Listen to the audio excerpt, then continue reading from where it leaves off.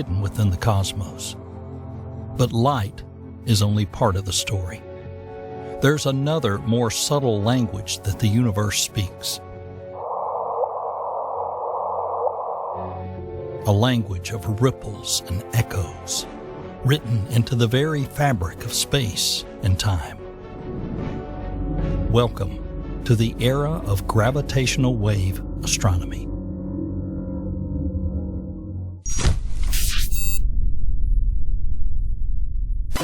Gravitational waves do indeed stretch us.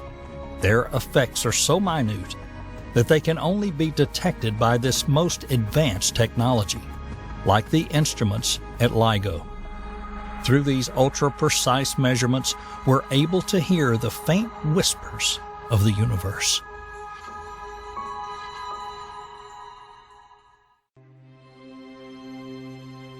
Gravitational waves are not just distortions in space-time, they also carry energy. When massive objects like black holes merge, they release an enormous amount of energy in the form of gravitational waves. This energy travels across the cosmos, rippling through space-time and revealing the most powerful events in the universe. The first detection by LIGO in 2015 confirmed that these waves carry energy away from their source, causing the black holes to spiral towards each other and eventually merge. The amount of energy carried by these waves is staggering. In just a fraction of a second, the merging black holes emitted more energy than all the stars in the observable universe combined. This discovery not only confirmed Einstein's theory, but also opened a new way to understand the most energetic processes in the universe, revealing information about the objects and events that created these waves. Each detection tells a story of the formation and evolution of black holes, neutron stars, and even entire galaxies. The energy carried by gravitational waves does more than just stretch space. It allows us to map the universe's most extreme environments, to understand how black holes and neutron stars form,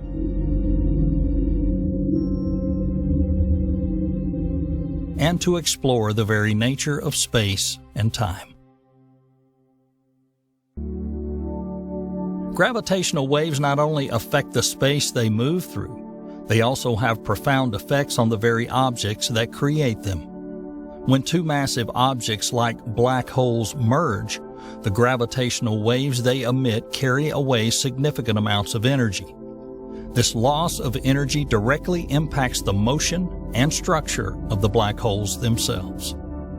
When neutron stars collide, the effects are even more dramatic. Gravitational waves not only strip away energy, but also determine the final outcome of the collision.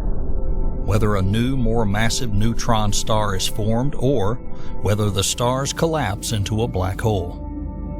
These waves provide clues about the internal structure and composition of these dense, enigmatic objects. The gravitational waves we detect are signals from the heart of cosmic violence, revealing the forces at play, the incredible energies involved, and the final fate of these cosmic giants. They help us understand how stars live and die, how black holes are born, and how matter behaves in the most extreme environments imaginable. Want to learn Hebrew in 2 weeks? Hebrew in 2 weeks? Good for you. You can't. It's a very hard language. But you can learn Hebrew without wasting time, money, and without banging your head against the wall after every lesson, because why? There are no vowels. Hi, my name is Tamara. I'm a Hebrew teacher at Citizen Cafe, the only Hebrew school you need. And this is why. The classes at Citizen Cafe, we teach in small groups and not one-on-one. So you can practice talking with real people who are at your level. And make sure you're learning by speaking the language, like in real life. We don't waste time. 2 classes a week is all you need. And if you want some extra practice, we have that too, for free. Our teachers. You can join us from anywhere in the world. Our method works great online. You don't believe me? Okay, come see it for yourself. Book a free intro session with one of our teachers. Hear more about the school, get an accurate and personal level assessment, and most importantly, try our method. Yada, yada, yada. What are you waiting for?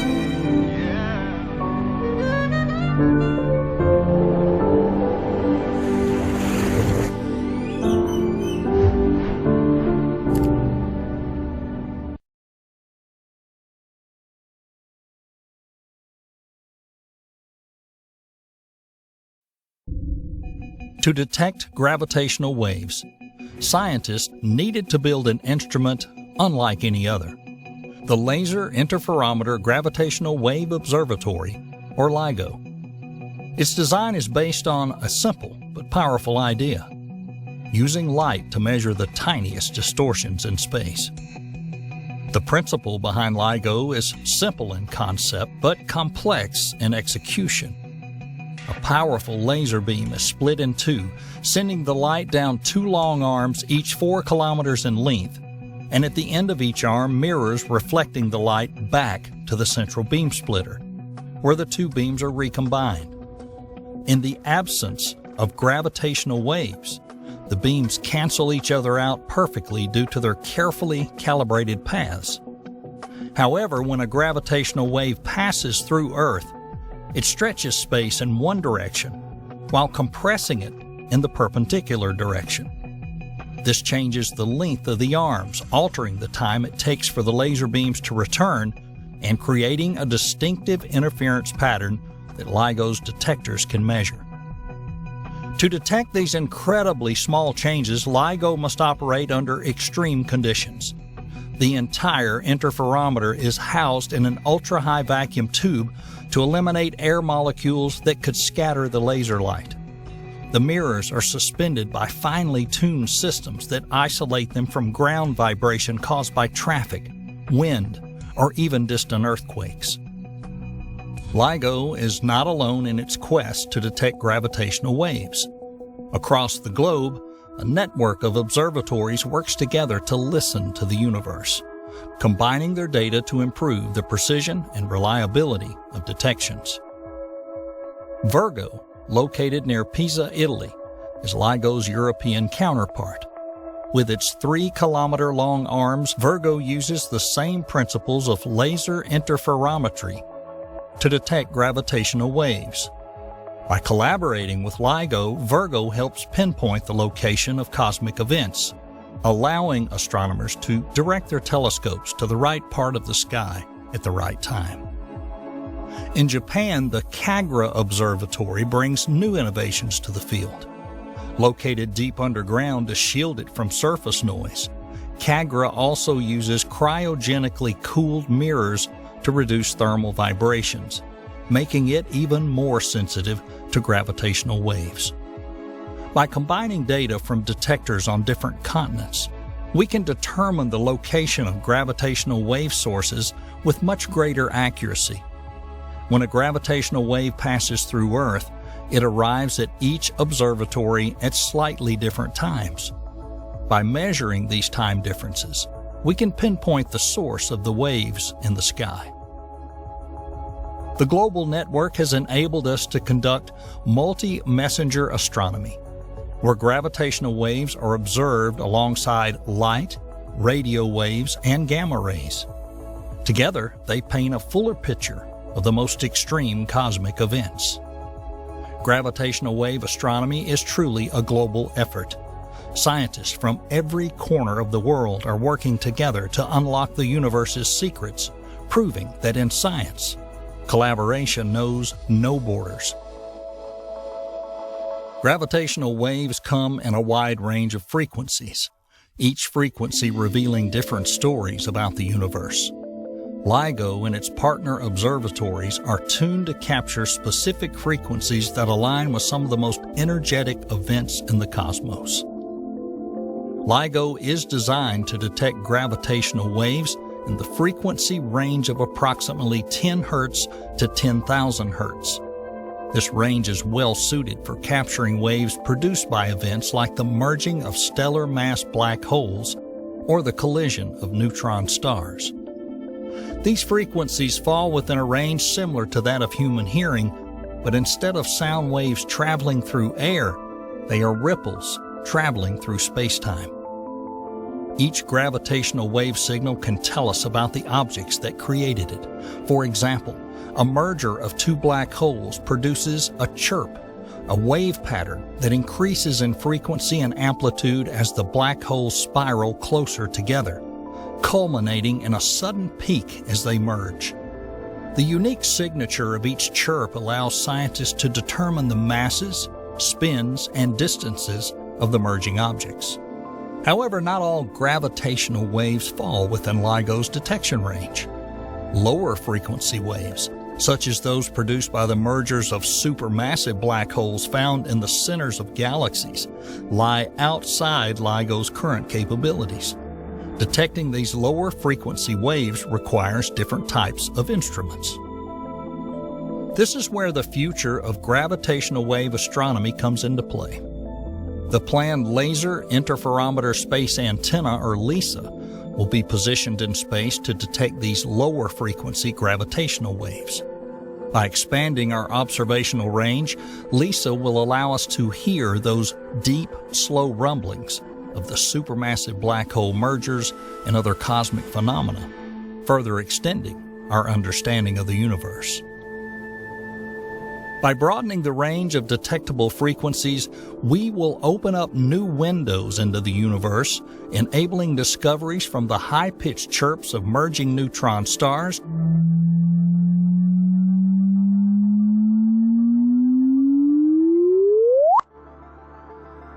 to the low-frequency growls of supermassive black holes colliding. שאלנו בעלי עסקים איך B144 מקדמת את העסק שלהם, והתשובות היו מרימות. איך שנרשמתי, פנו אליי כבר 4 פניות מאנשים שונים, ממקומות שונים בארץ, וכל יום פונה אליי לקוח אחר. מעוררות את החושים. B144, אני ממש מבסוט ממנה. באים אנשים קונים, וחשוב לציין שאנשים איכותיים. עם ניחוחות של הצלחה. ממש שירות נהדר, הרבה לקוחות מוצאים אותנו, אני כבר מוכן לעידן החדש של הדיגיטל. ומה עם העסק שלכם? הצטרפו עכשיו לחבילת הפרסום בניהול המומחים של B144 ותקבלו יותר חשיפות ליותר לקוחות פוטנציאליים.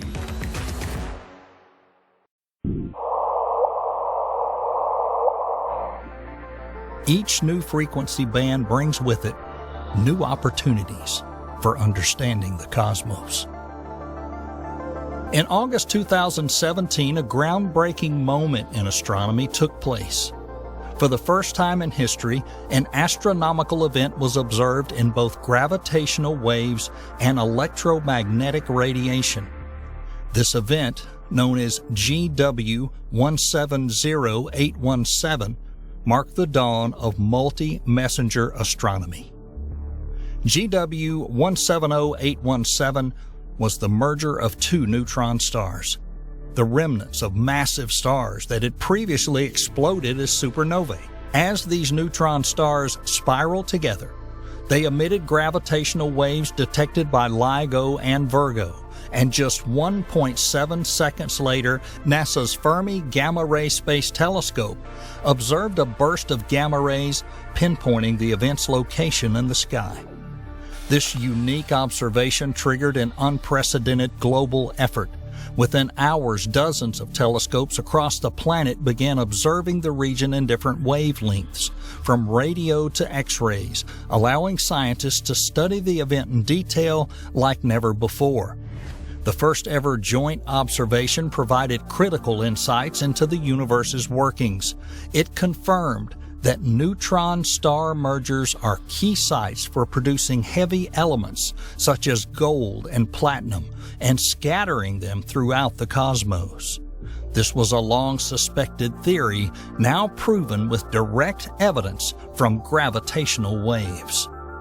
The discovery of GW 170-817 demonstrated the immense power of combining gravitational waves and electromagnetic observations, allowing us to witness cosmic events with greater clarity and precision.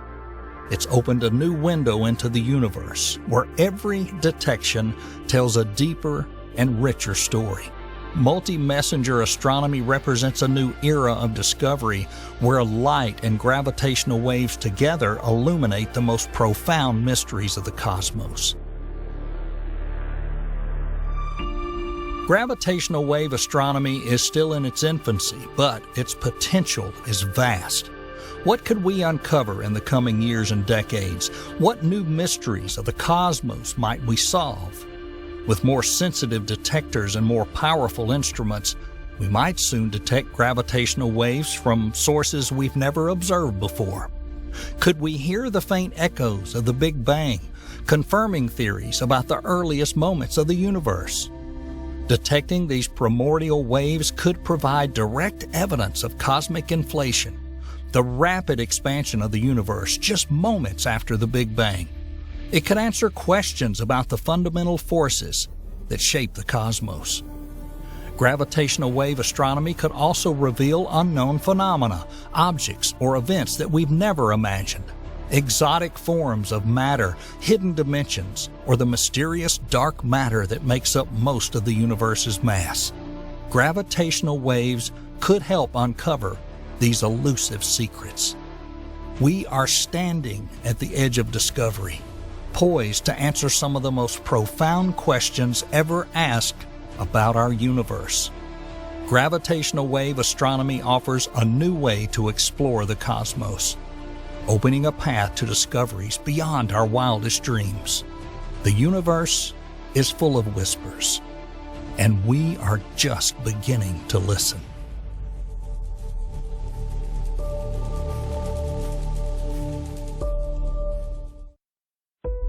There is a phenomenon in the field of astronomy that has intrigued and puzzled scientists for years. Hidden behind the glittering veil of the Milky Way, in the region of space we call the avoidance zone, there exists a gravitational anomaly so vast, so powerful, that it tugs at the very fabric of our universe. This is the Great Attractor. Although invisible to our telescopes, its gravitational influence is so great that it affects the motion of galaxies hundreds of millions of light years away, including our own Milky Way. But what is the Great Attractor? Is it a supermassive black hole? A colossally dense cluster of galaxies? Or something else entirely? And more importantly, what does its existence mean for us, for our galaxy, and for the future of the universe? אנשים עם עסקים, זה בשבילכם. לבקש מלקוח לבצע העברה בנקאית. איפה זה פוגש אותי? בעיקר כאב ראש. זה עונש בשבילי ובשביל הלקוח. זה מלא פרטים קטנים ובעיקר מסורבל. אנשים עם עסקים, אמצעי תשלום חדש רק בגרו. לראשונה בישראל, אפשר לקבל תשלום על שירותים ומוצרים בהעברה בנקאית. בקלות, בלי התעסקות ועל הדרך לחסוך בעלויות. גרו, בנקאות חדשה לאנשים עם עסקים. In this video, we'll explore these questions, delving into the impact of the Great Attractor on our galaxy and the challenges scientists face in observing this elusive region of the cosmos. We'll also travel to the recently discovered South Pole Wall, a vast cluster of galaxies stretching at least 700 million light years into space, and its intriguing connection to the Great Attractor. So, will we eventually be consumed by this anomaly, or does it still serve another purpose in the grand scheme of the universe? Let's find out. About 4 decades ago, astronomers used the Parkes telescope to peer through the dust of the Milky Way. They discovered that our galaxy is traveling through space much faster than expected. Imagine, our Milky Way is traveling through space at 2,500 times the cruising speed of an airliner, 55 times the escape velocity of the Earth, and even twice the escape velocity of the galaxy itself. But where does such movement come from? Here's the mystery. The theory of our origin based on the Big Bang tells us that every point in the universe should fly apart from every other point. However, the galaxies on either side of us should be moving at the same recessional velocity, which should not result in net motion in the Milky Way reference frame. Net motion can arise from nearby clusters in the distribution of matter, such as a massive cluster of galaxies. The additional gravitational attraction of such a cluster of galaxies can slow down and even reverse the expansion of the universe in its immediate vicinity. But in the direction of motion of the Milky Way, such a cluster is not obvious. There is an excess of galaxies in the general vicinity and an excess of radiation visible in X-ray telescopes, but nothing that somehow seems large enough to explain the results. So what are we observing? A superdensity of pure dark matter? Or is the current theory of the origin of mass and motion wrong? Astronomer Alan Dressler of the Carnegie Institution used the first explanation, dashingly calling the missing concentration of matter the Great Attractor. But the mystery of the Great Attractor continues to baffle us. Despite our best efforts and the discovery of new galaxies, galaxy clusters, and new threads in the cosmic web, we still haven't found enough to explain our motion. The Great Attractor remains a mystery, pulling in our Milky Way and leaving us with more questions than answers. So over a vast expanse of space, some 220 million light years away, there is a gravitational anomaly known as the Great Attractor. This region of space, located within the Laniakea supergroup, has such an enormous gravitational pull that it affects the motion of galaxies for hundreds of millions of light years, including our own Milky Way. But what is a great attractor?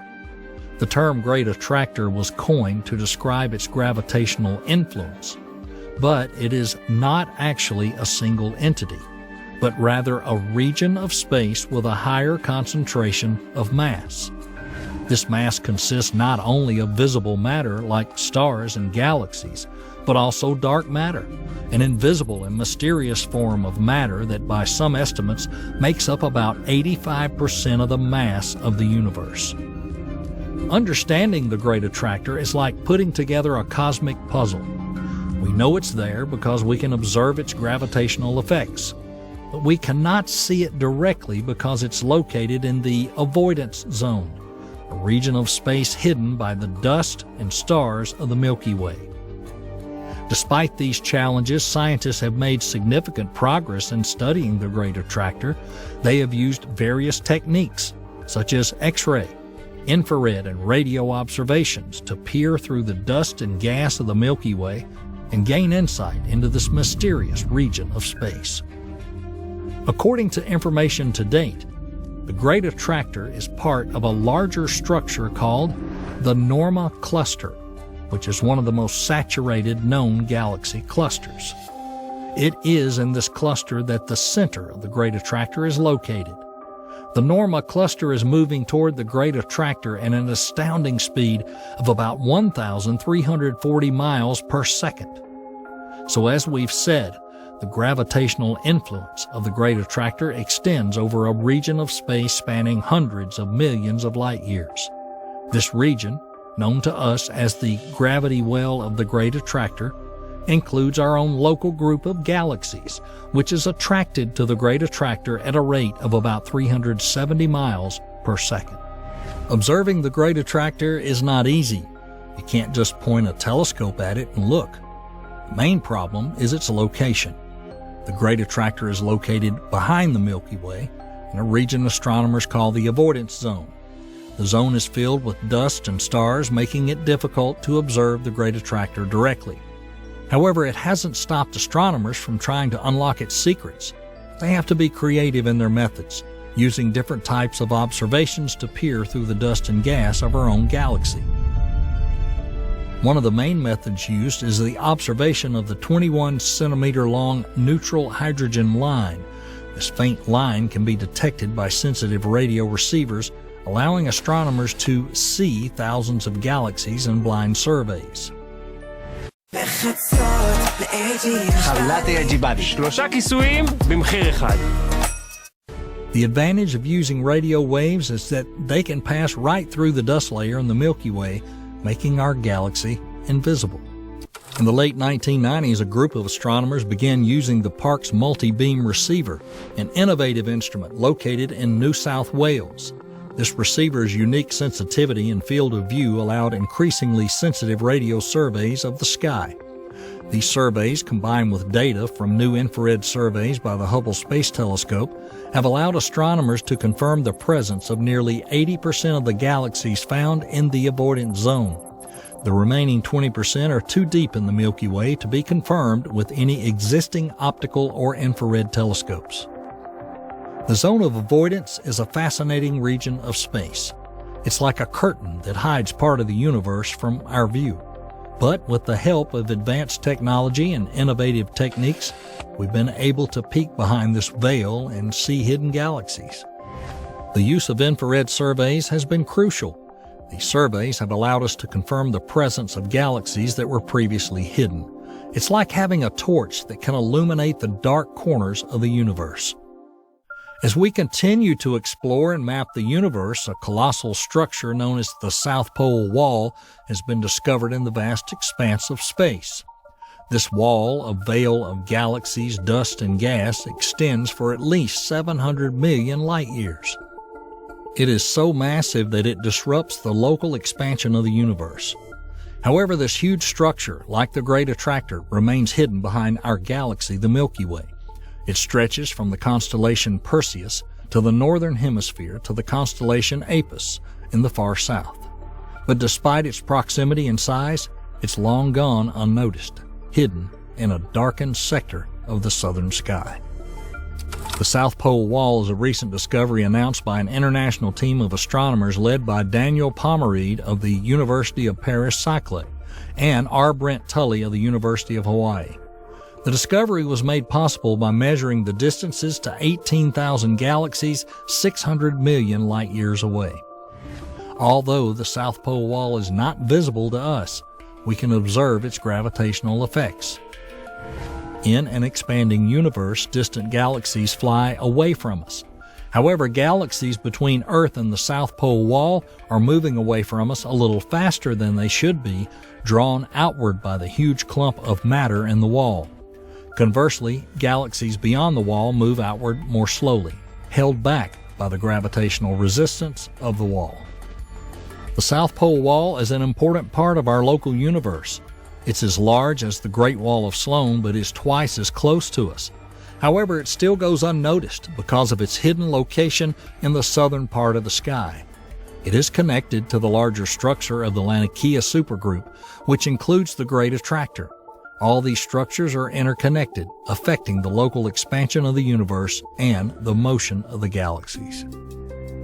The Great Attractor, the South Pole Wall, and other such structures shed light on another enduring cosmic mystery, where we are going. Imagine you're floating down a river in a small boat without oars. The current of the river, like the gravitational pull of these cosmic structures, guides the motion of your boat. No matter how hard you try to control your boat, the current pull is too great, ultimately determining your path and speed. Similarly, our galaxy is like a small boat in a cosmic river, guided by the gravitational pull of massive structures such as the South Pole Wall and the Great Attractor.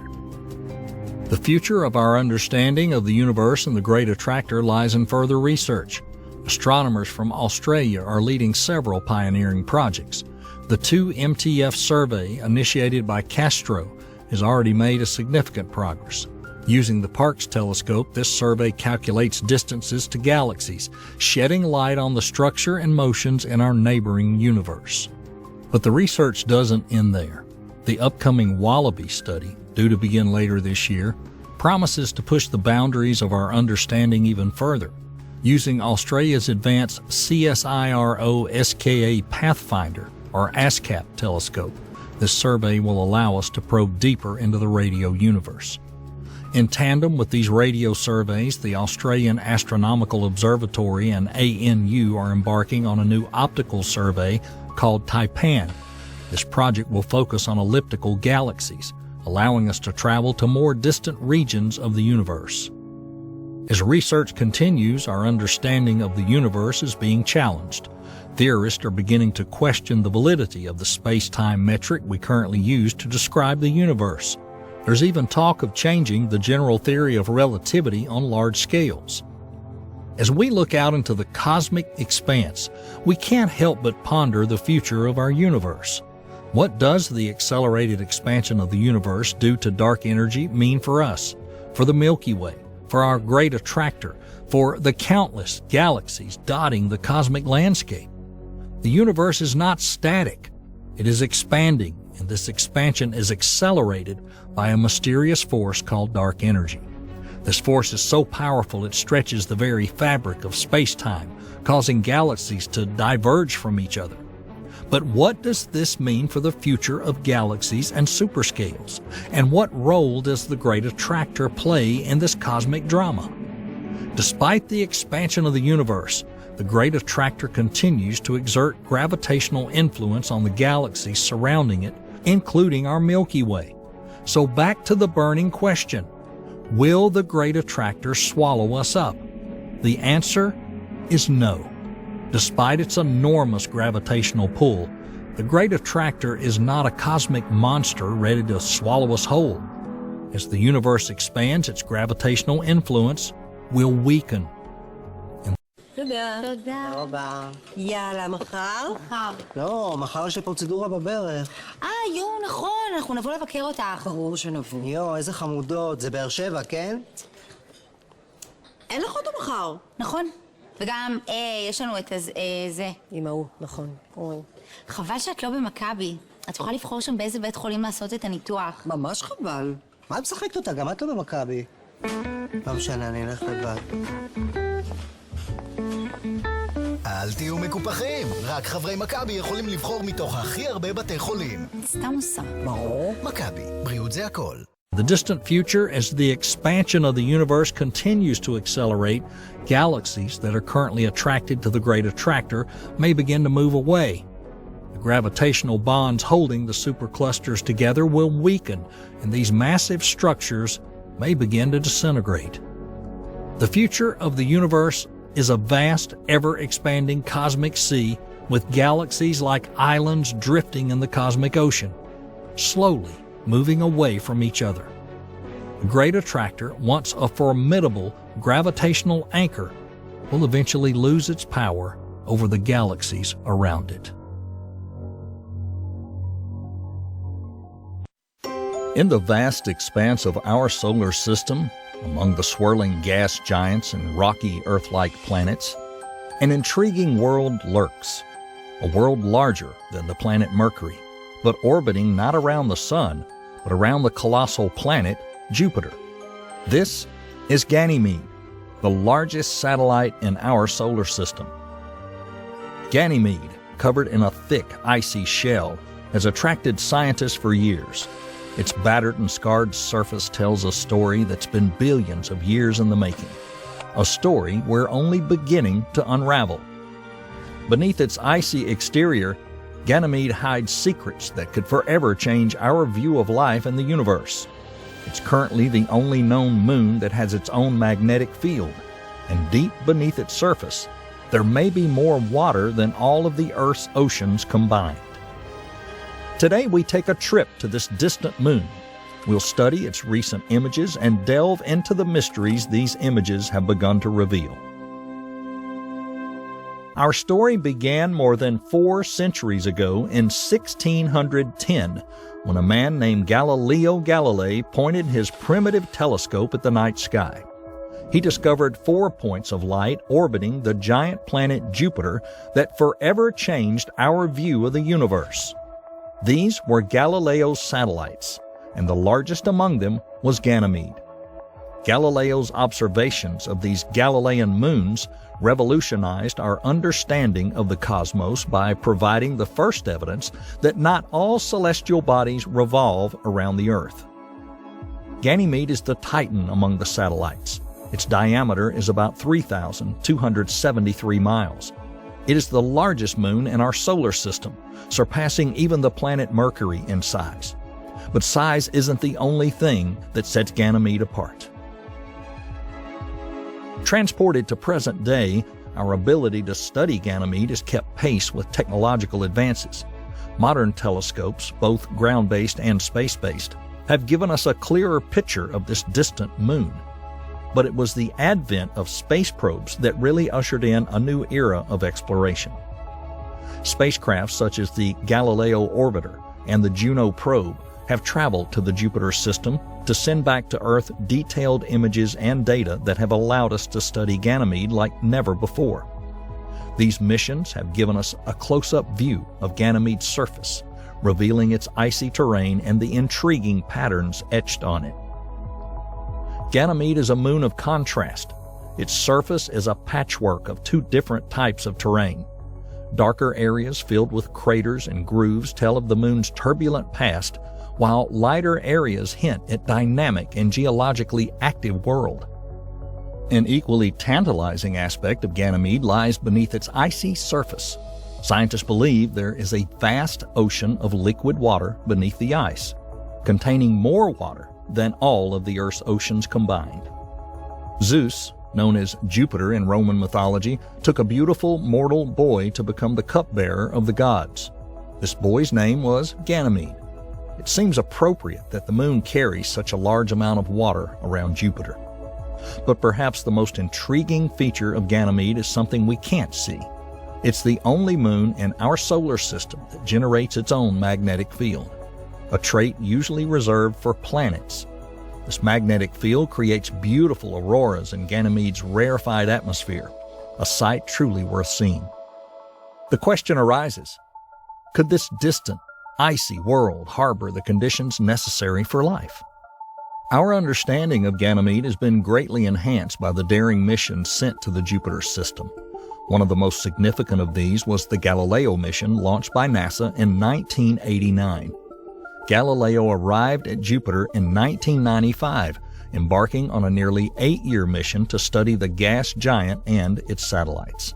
The spacecraft made several close flybys of Ganymede, taking detailed pictures of its icy surface and measuring its magnetic field. The data collected by Galileo revolutionized our understanding of Ganymede, revealing its complex geological history and confirming its magnetic field. This feature distinguishes it not only from other satellites, but also from most planets. Ganymede is the only satellite in our solar system that generates its own magnetic field. The magnetic field is created by the movement of molten iron in the core of the celestial body, a process similar to that which generates the Earth's magnetic field.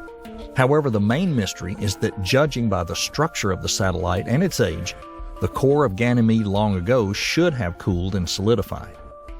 But still, how does the moon create a magnetic field? The answer may lie in a process called tidal heating. As Ganymede orbits Jupiter, the planet's gravitational pull causes the moon's interior to contract and stretch. To understand tidal heating, let's think about a simple everyday activity: kneading dough. When you knead bread or pizza dough, you're exerting force on it, pushing and pulling in different directions. As you work with the dough, you may notice that it begins to heat up. This is because the force you are applying creates friction within the dough, and friction generates heat. That's very similar to how tidal heating works. In the case of Ganymede, the kneading is done by Jupiter's gravitational pull. As Ganymede rotates around Jupiter, the planet's gravity attracts different parts of the moon with different forces, causing it to bend and stretch. This bending and stretching creates friction within Ganymede, and as with dough, the friction generates heat. This heat could be enough to melt part of Ganymede's interior, creating a layer of liquid metal that would generate the moon's magnetic field. Among other things, Ganymede's magnetic field is unique in that, unlike Earth's, it's embedded in Jupiter's powerful magnetosphere, creating a complex and dynamic electromagnetic environment. This magnetic field is important for the potential habitability of Ganymede, It creates a magnetosphere around Ganymede that could theoretically protect life on the moon from harmful solar radiation. In addition, the interaction between Ganymede's magnetic field and Jupiter's magnetosphere produces auroras in Ganymede's thin atmosphere. These auroras have provided scientists with valuable information about the internal structure of Ganymede, for example, confirming the presence of an ocean beneath its surface.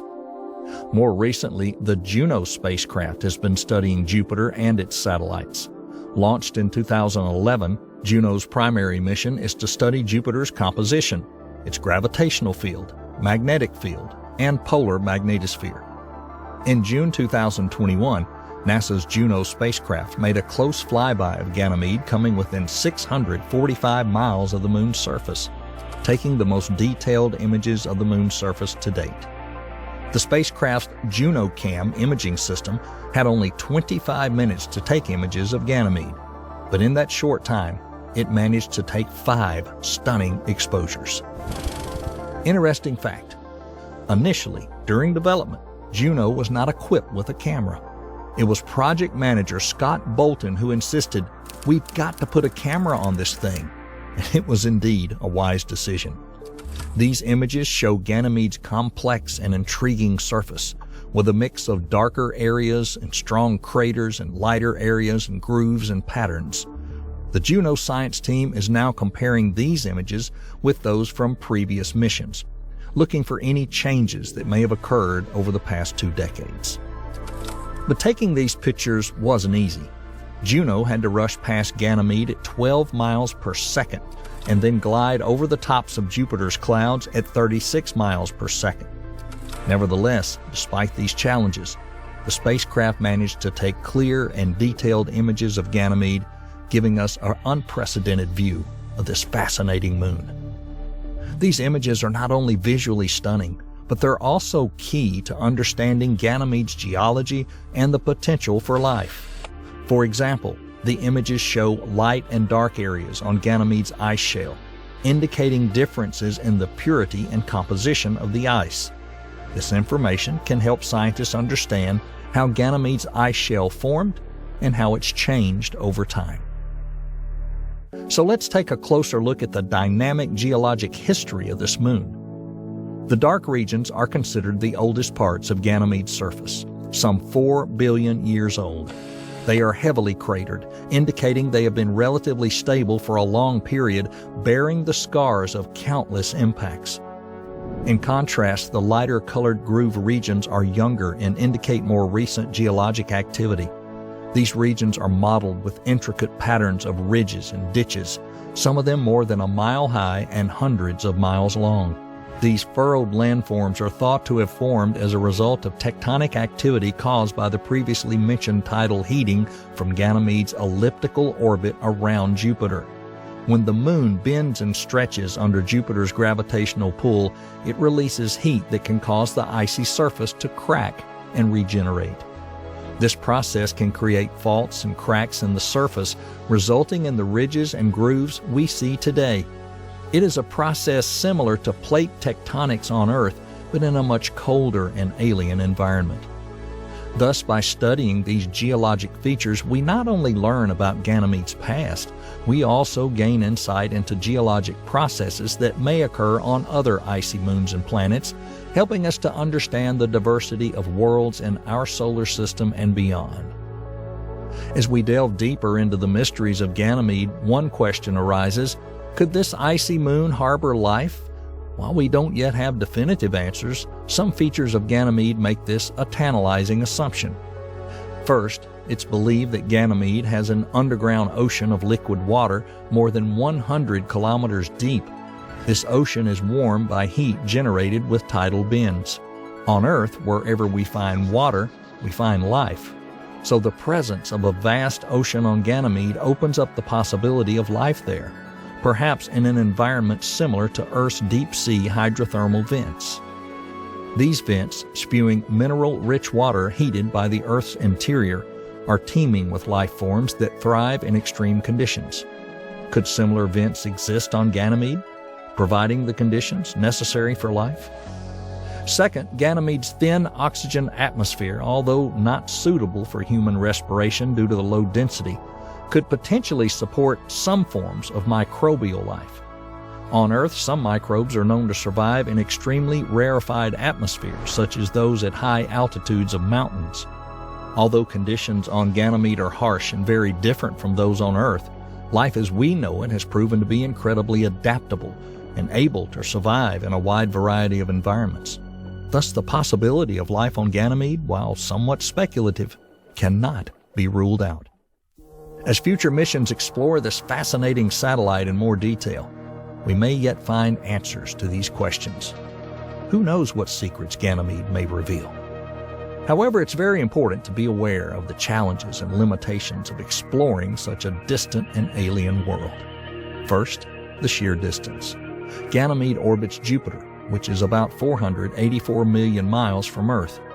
Even traveling at the speed of light, it takes more than 40 minutes for a signal to travel from Earth to Ganymede and back. This makes real-time control of spacecraft impossible and means that missions to Ganymede must be able to operate autonomously for long periods. In addition, the harsh conditions of Ganymede itself make themselves felt. The surface temperature of negative 276 degrees Fahrenheit, and it's exposed to intense radiation from Jupiter's magnetosphere. Any spacecraft that visits Ganymede must be designed to withstand these extreme conditions. And finally, there's the problem of interpreting the data we're getting. Images and other data from Ganymede must be transmitted hundreds of millions of miles through space and then analyzed by scientists on Earth. This process requires sophisticated technology and expertise, and there's always some degree of inaccuracy involved. It's not to say that current interpretations are wrong, but rather our understanding of Ganymede is constantly evolving as new data is collected and analyzed. Although the scientific community seems to be in general agreement on the main features of Ganymede, there's also some uncertainties. One major point of contention is the source and nature of the plumes observed on Ganymede's surface. Some scientists believe these plumes are caused by water from the interior of the moon being pushed through its icy crust, similar to the plumes observed on Saturn's satellite Enceladus and possibly Jupiter's satellite Europa. Incidentally, we've already debated whether there is life on Europa in another video. Similarly, while the existence of subsurface ocean on Ganymede is supported by several lines of evidence, the exact properties of this ocean, such as depth, composition, ability to harbor life, all still the subject of ongoing research and debate. Despite these challenges, our quest to explore Ganymede and other distant worlds continue. Each challenge we overcome brings us one step closer to understanding our place in the universe. As we traveled through the mysteries of Ganymede, it became apparent that our exploration of this fascinating satellite is far from over. NASA and other space agencies around the world have ambitious plans to explore the Jupiter system. The European Space Agency's JUICE, their mission launched April 14, 2023, from the Guiana Space Center on an Ariane 5 launch vehicle, and it will make detailed observations of Ganymede and other Galilean moons, Europa and Callisto. The Jupiter Icy Moons Explorer will be equipped with a suite of 10 advanced instruments capable of studying the surface and interior of Ganymede with unprecedented precision. It'll map the moon's icy envelope and underlying ocean, study the composition of its surface and atmosphere, and further explore its unique magnetic field. Beyond JUICE, there are proposals for even more ambitious missions. These include landers, rovers, and even submarines to explore Ganymede's ocean. While still in the conceptual stage, these missions represent the bold, innovative thinking that will be required to fully unlock the secrets of Ganymede. As we look to the future, one thing is clear. Ganymede remains a tempting place for scientific exploration. Its unique geology, magnetic field, and potential for life make it a solid target in the ongoing quest to understand the workings of the solar system and our place in it.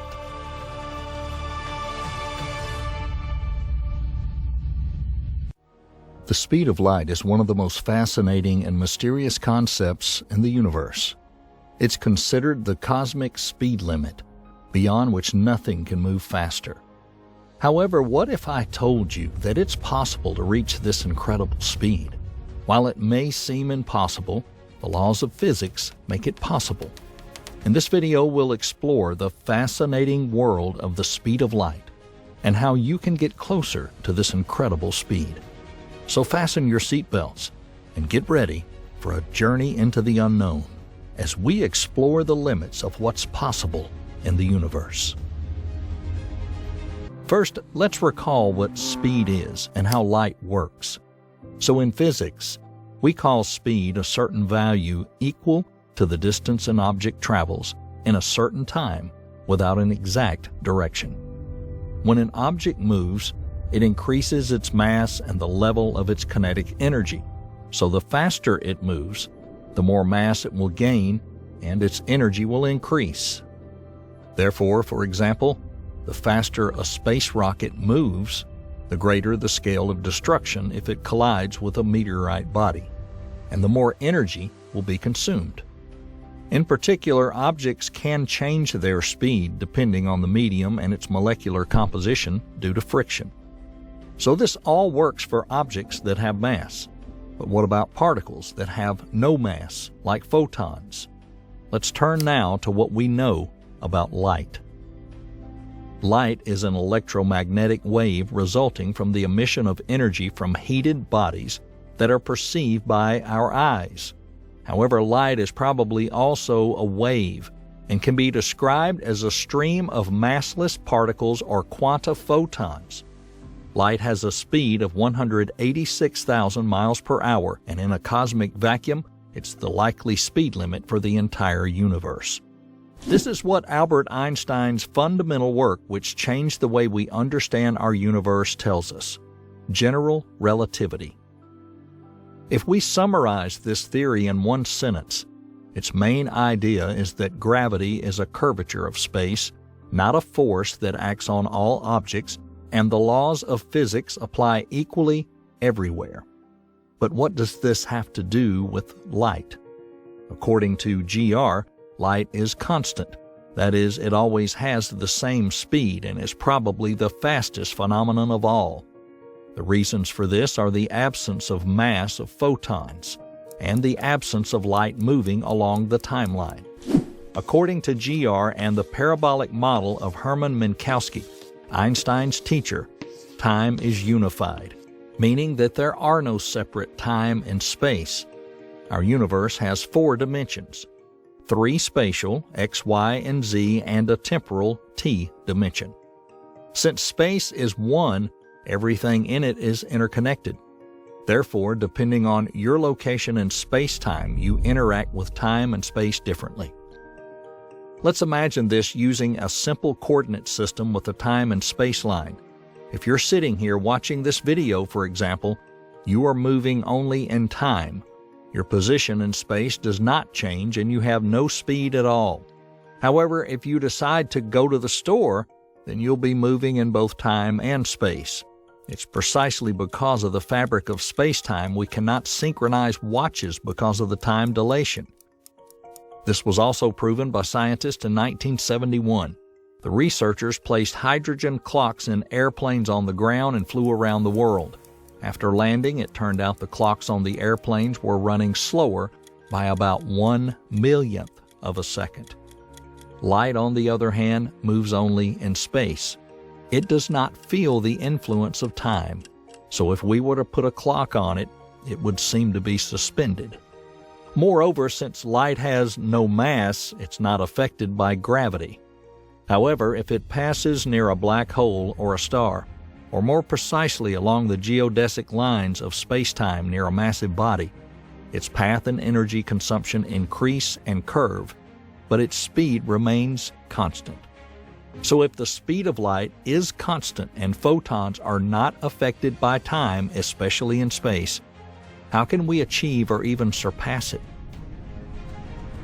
An object with mass, like you and me or a spacecraft, cannot move at the speed of light because it would require infinite energy. However, interestingly, there is another reason. We are already moving at the speed of light. We learned this from Minkowski's model. The faster we move, the slower our clocks go. However, since we have mass, time affects us and we're not physically moving at the speed of light. Our speed is scattered between time and space. Even charged particles cannot reach the speed of light because they also have mass. Scientists are trying to accelerate subatomic particles to the constant of light using linear accelerators with the help of an electromagnetic field, but their speed is always 99.99%. However, at the end of the 20th century, scientists discovered a strange phenomenon, namely the so-called FTL, the movement of particles several times faster than photons.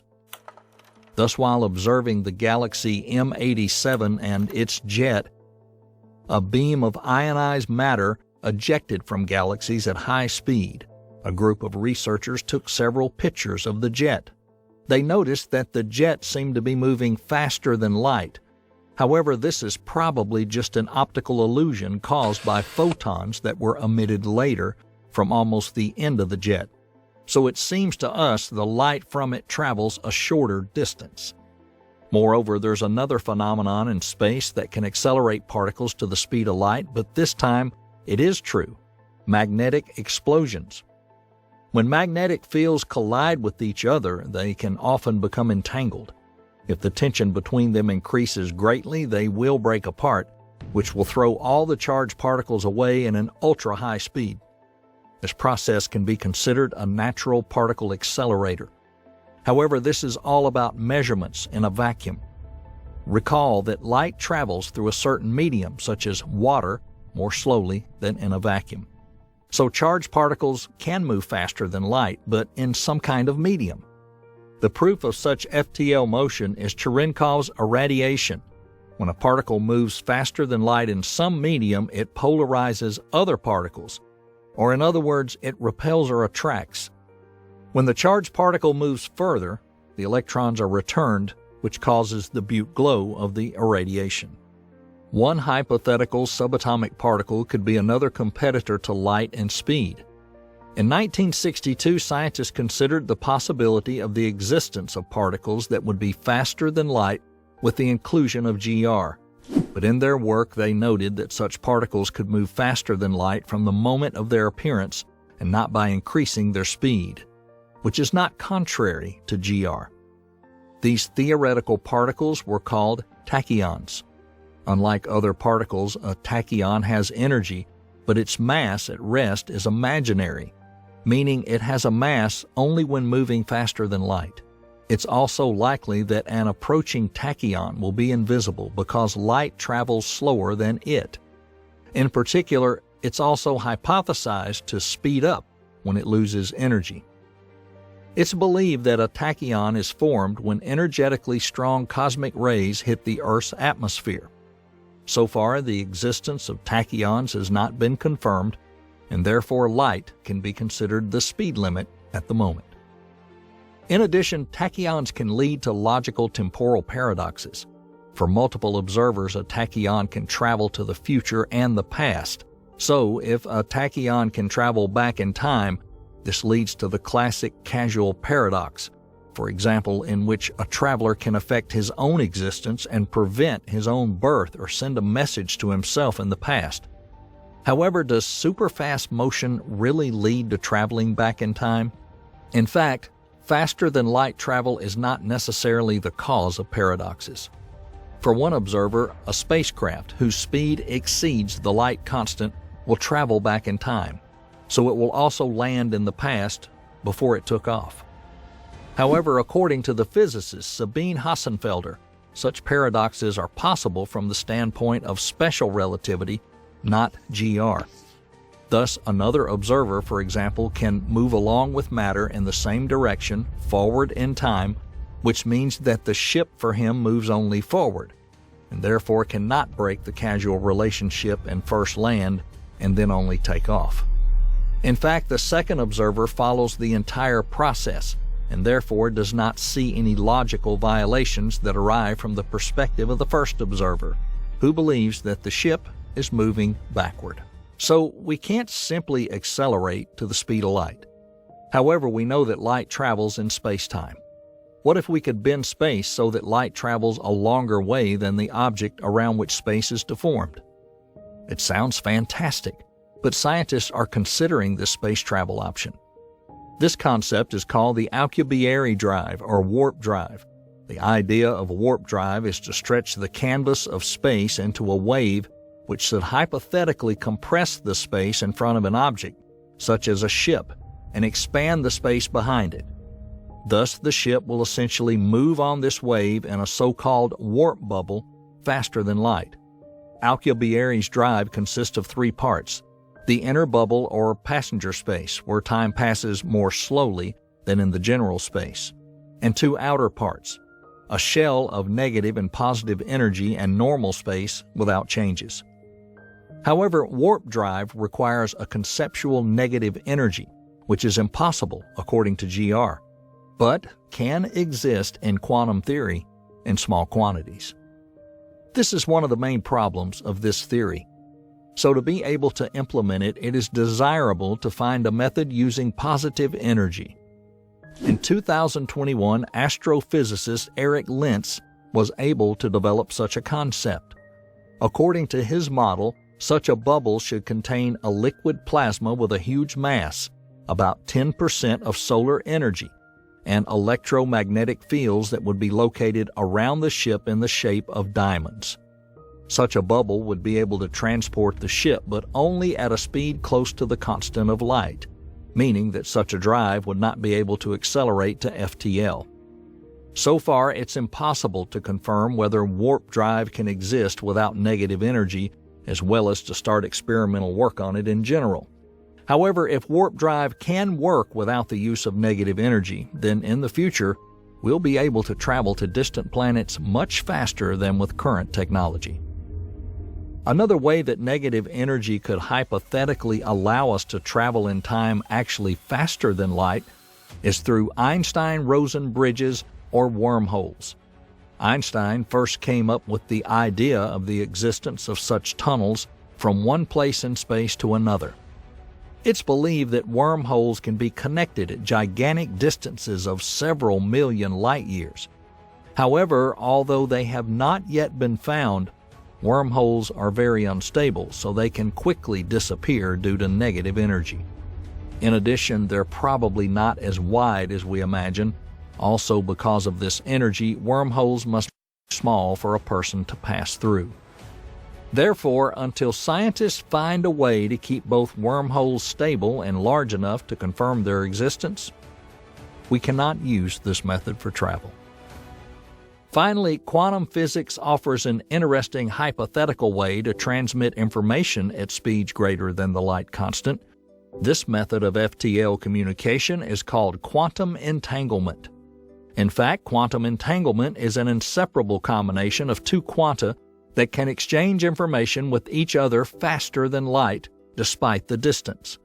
Particles communicate by changing their state, for example, by changing their spin or energy. So during a long-distance travel in space, hypothetically, an astronaut could send a signal about possible life on the exoplanet under study, and this signal would reach the controller almost instantly. However, in reality, it is their variability and randomness that's the main problem that makes this concept of FTL information exchange unlikely. Quanta cannot be brought into a certain state to transmit any data because then the particles will break the connection with each other, and the particle whose state has not changed would show random results. So communication in this way would be impossible and probably not even reach the speed of light, because information cannot be transmitted at a speed greater than the light constant according to quantum mechanics. Moving at the speed of light or even faster gives us a serious advantage in space exploration. At the moment, we're not able to achieve this speed, but the hypothetical ideas of warp drive and tachyons, as well as the use of knowledge about FTL in different environments, can be an important step towards further research into ways to achieve the light constant. However, this is still in the distant future. So our priority now is to develop the technical knowledge we have so that our main goal in the study of space-time will be speed. In the vast expanse of space, among the countless stars twinkling in the night sky, celestial events of unimaginable scale and power take place. Events that eclipse entire galaxies and reverberate throughout the universe. Today we will delve into one such event, the stellar cataclysm known as a supernova. From ancient civilizations that saw these events as omens to modern astronomers studying them to understand the universe, supernovae have always fascinated us. Recently, the star Betelgeuse has dimmed dramatically, leading some scientists to speculate that it may soon turn into a supernova. If it does, it would be the brightest supernova observed from Earth in more than 400 years. Today we're going on a journey to understand these stellar cataclysms and their impact on our planet and their story of our place in the cosmos. We dive into the fascinating world of supernovae. In the great theater of the cosmos, the stars are the protagonist. They are born, they live, and they die. But some stars give such a spectacular performance in their final act that it outshines entire galaxies. They are supernovae, the catastrophic death of stars. But what is a supernova? Simply put, a supernova is a powerful and bright stellar explosion. It occurs during the last stages of a star's life, when the nuclear fusion in its core can no longer support the outer layers of the star. This causes the nucleus to collapse under its own gravity, leading to a violent explosion that can briefly obscure the entire galaxy. The energy released by a supernova is so enormous, it's equivalent to the energy that our sun would radiate over its entire 10 billion year lifetime. Supernovae are not just fascinating cosmic phenomena. They play a crucial role in shaping the universe. They are responsible for the distribution of elements throughout space, elements necessary for the formation of planets and life as we know it. In fact, it's believed that most elements heavier than iron, including gold and platinum, were formed by supernova explosions. So the gold in your jewelry, the iron in your blood, the calcium in your bones, all of these were once part of a star that was cut short by a spectacular explosion. Long before telescopes, space probes, and modern astronomy, ancient civilizations were already observing the stars. They noticed patterns, mapped constellations, and recorded celestial events. Among these events were the sudden appearances of new stars, which we now know as supernovae. One of the earliest recorded observations of a supernova was made by Chinese astronomers in 185 AD. They described a guest star that appeared in the sky, was visible in daylight for several weeks, and disappeared after about 8 months. We now know it was a supernova, and its remnants, known as RCW86, have been observed with modern telescopes. Another famous historical supernova is SN 1054, Crab Nebula, discovered by Chinese and Arab astronomers in 1054. This guest star was about 4 times brighter than Venus and was visible during the day for 23 days. The remnants of this supernova are what we now call the Crab Nebula.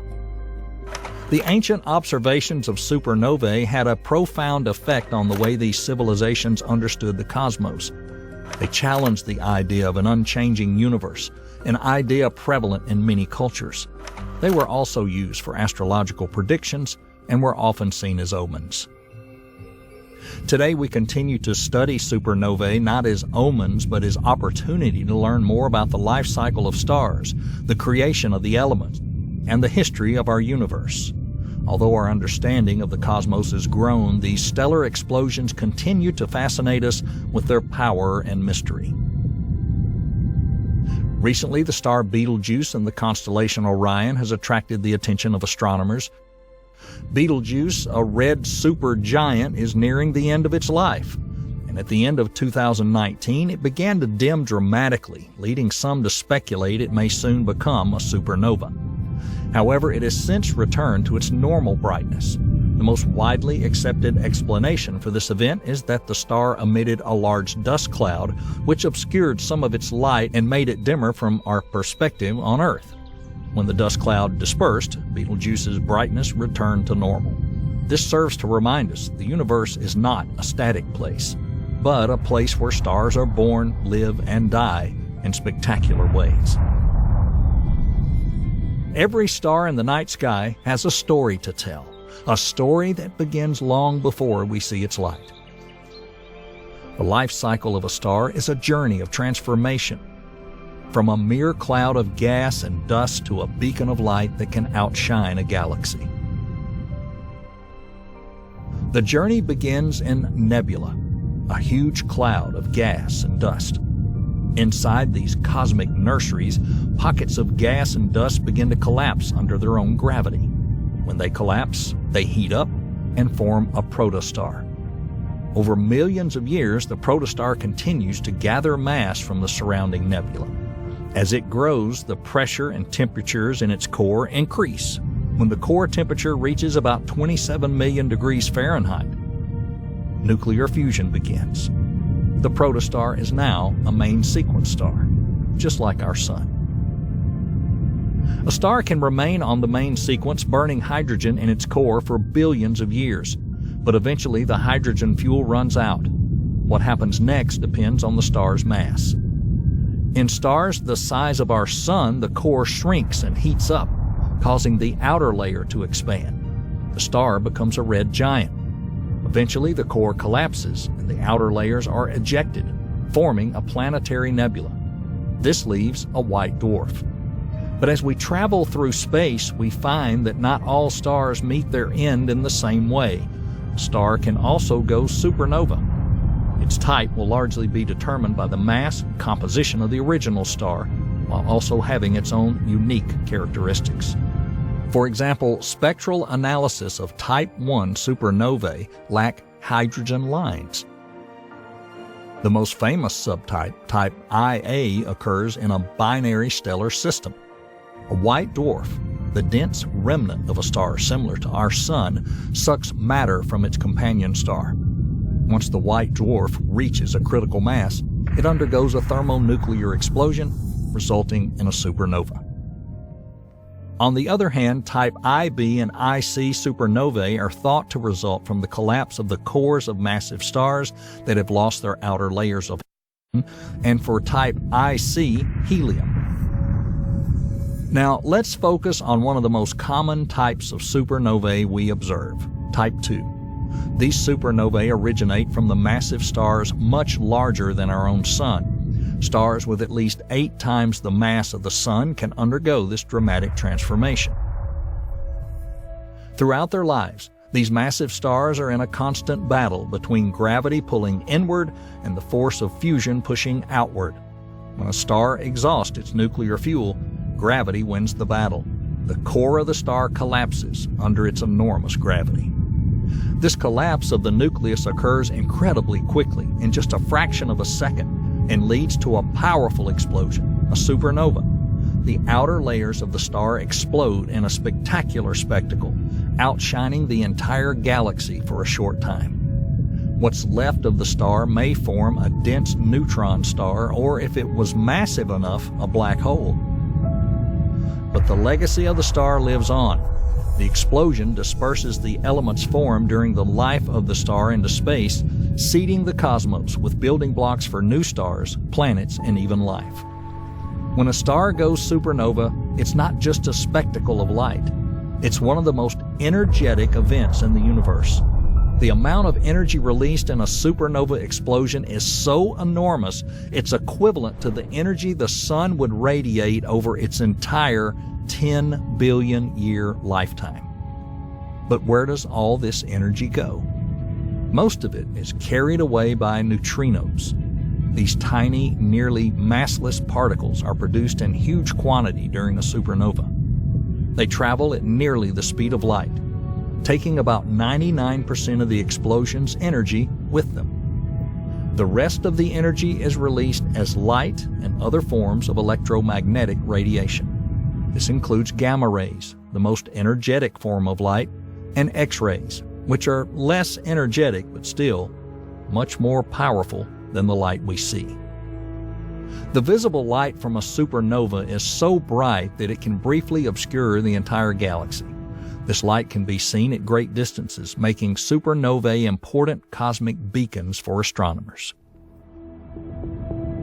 Although supernovae are interesting to observe, they can also pose a potential danger. The enormous energy and radiation released in a supernova explosion can have significant consequences, especially if the supernova is close enough to Earth. One of the main causes of concern is the impact on our planet's ozone layer. The ozone layer acts like the Earth's sunscreen, protecting life from the sun's harmful ultraviolet radiation. But an intense gamma-ray burst from a nearby supernova could destroy the ozone layer, increasing the amount of UV radiation that reaches the Earth's surface. This increased UV radiation can have harmful effects on the Earth's biosphere. It can lead to higher rates of skin cancer in humans and other animals and disrupt photosynthesis in plants, potentially affecting the entire ecosystem. In addition to gamma rays, the supernova also emits a stream of high-energy cosmic rays. These particles can further damage the ozone layer as well as create streams of secondary particles in the Earth's atmosphere that would increase the radiation dose. In our study of the dangers posed by supernovae, there's another interesting aspect to consider: gravitational waves. These are ripples in the fabric of space-time caused by some of the most violent and energetic processes in the universe. Albert Einstein predicted the existence of gravitational waves in 1916 in his general theory of relativity. Einstein's mathematics showed that the massive accelerating objects like a neutron star or a black hole orbiting each other would collapse space-time in such a way that distorted space waves would emanate from the source. And supernovae, with their incredible mass and explosive energy, are the first candidates to create such waves. When a massive star collapses and explodes, the asymmetry of the explosion can potentially create gravitational waves rippling through space. These waves will be incredibly weak by the time they reach us and will pose no danger to Earth, but they give us a new way to study the universe. Scientists have already begun to detect these waves with incredibly sensitive instruments, ushering in a new era of gravitational wave astronomy. Fortunately, the probability of a supernova exploding close enough to affect Earth is quite small, but understanding these potential dangers is crucial. It's a reminder of our connection to the cosmos and how events occurring light years away can have consequences right here on our home planet. As we've seen, supernova explosions are powerful events that can have far-reaching consequences. But did you ever guess that supernovae may have played a role in shaping Earth's history? Scientists have found evidence of past supernovae in the form of iron-60, a radioactive isotope in ancient geological layers and cores of Antarctic ice. Iron-60 is not naturally produced on Earth, but created by supernovae, suggesting that our planet was dotted with the remnants of these stellar explosions. One notable event is the Pleistocene supernova, which erupted about 2.7 million years ago. Some scientists speculate that this supernova may have affected Earth's climate during the Ice Age, perhaps even contributing to a period of cooling. There's also a theory that supernovae may be associated with mass extinctions. The idea is that cosmic rays from the nearest supernova could damage the ozone layer, resulting in increased ultraviolet radiation on the Earth's surface and harming life, especially shallow oceanic organisms. Although these theories are still being studied and debated, they highlight the potential impact of distant cosmic events on our home planet. It's a reminder that we're part of a dynamic and interconnected universe.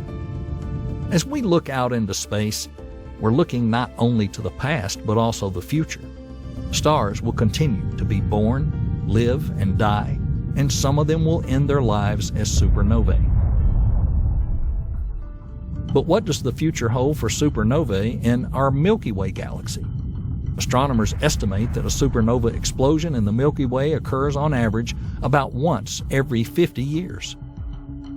However, most of these supernovae are not visible from Earth because dust and gas block the direct view. The last supernova visible to the naked eye in our galaxy was over 400 years ago, observed by the famous astronomer Johannes Kepler. But rest assured, astronomers are keeping a close eye on potential supernova candidates. These include such stars as Betelgeuse in the constellation Orion and Eta Keil in the constellation Keel. Both massive stars have unusual behavior, leading astronomers to speculate that they could become supernovae in the relatively near future on an astronomical timescale.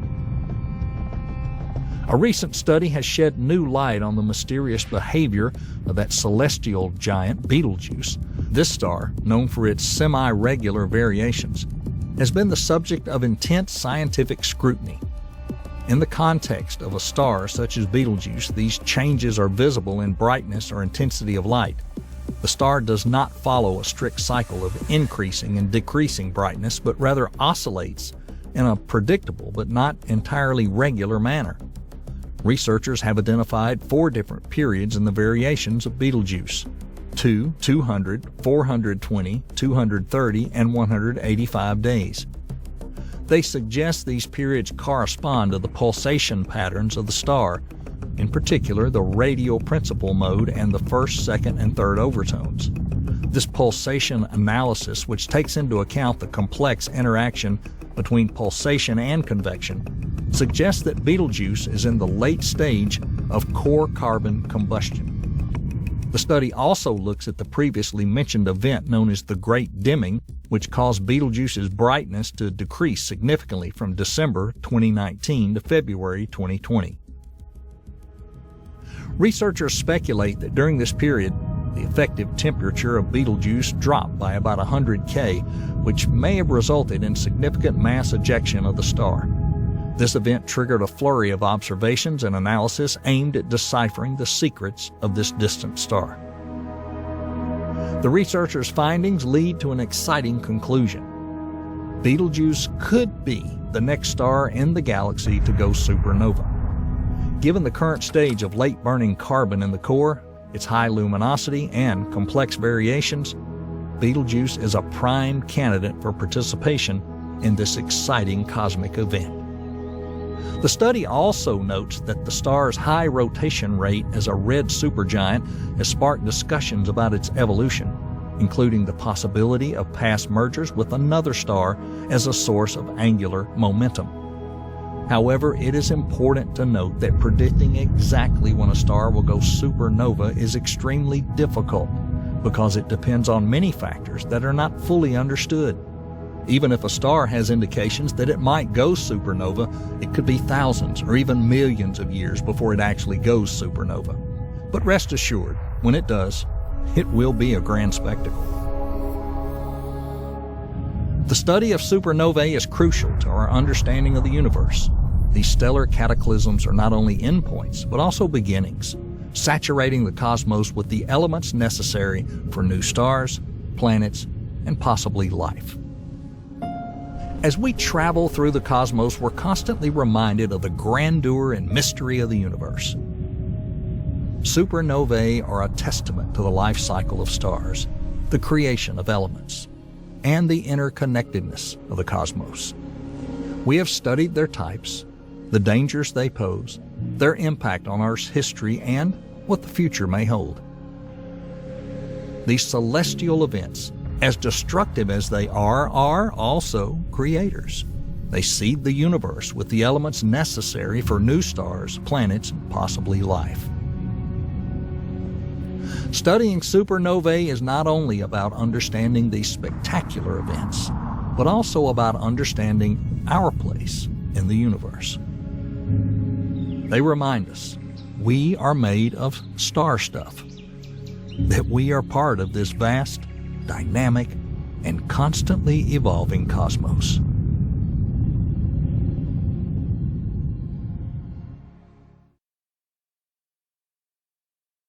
B144, אני ממש מבסוט ממנו.